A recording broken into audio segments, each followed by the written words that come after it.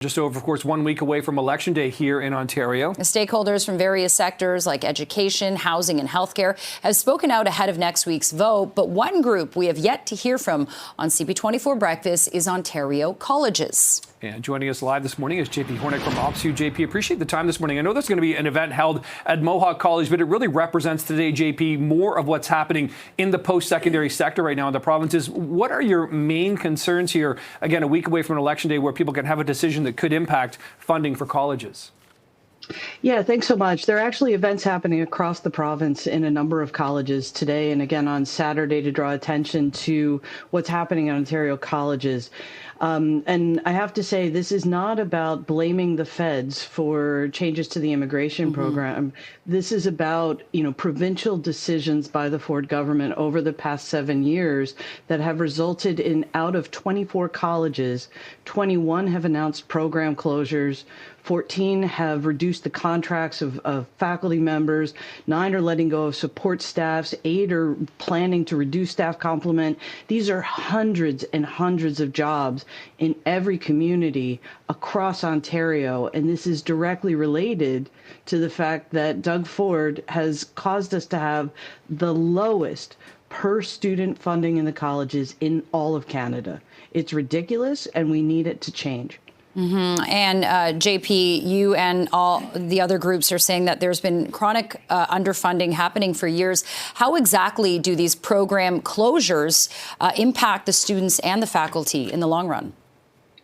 Yeah, I'm going to say that every cut to the college programs, every layoff doesn't just hurt students and workers on the colleges. It hurts every community across Ontario because it takes a little more opportunity and security from our futures. These are really good jobs.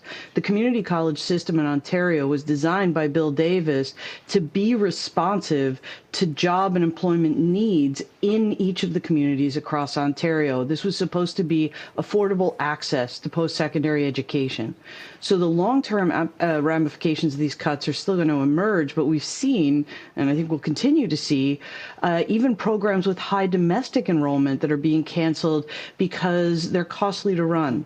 And that means fewer healthcare workers, fewer forestry workers, fewer early childhood workers, fewer social service support workers, just to name a few that are going to be entering the workforce. So this isn't just a crisis of the moment. They're creating a crisis that will last across generations.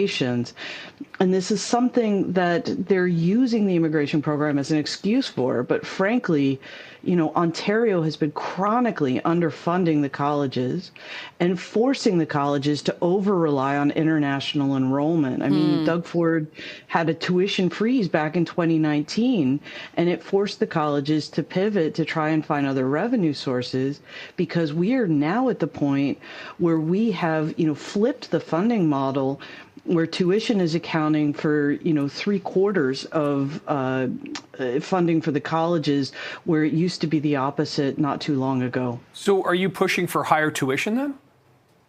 No, what we are suggesting actually is an emergency infusion.